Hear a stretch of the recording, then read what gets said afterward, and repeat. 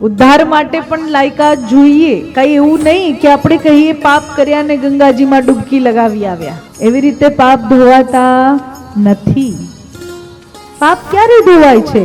તો અનેક સત્કર્મોની મધ્યમાં તમારાથી કોઈ ભૂલથી એવું કર્મ થઈ ગયું છે. તમે ચાલતા ચાલતા મંદિરે આવી રહ્યા છો ને એ ચાલવામાં તમારા પગના નીચે કીડી દબાઈને મરી ગઈ, તો એ તમે ઇન્ટેન્શનલી નથી કર્યું, એ ભૂલથી થયેલું પાપ છે. તો આ કલયુગની અંદર પ્રભુ એટલા કૃપાળુ છે કે ભૂલથી થયેલા પાપને તો ગણતા જ નથી.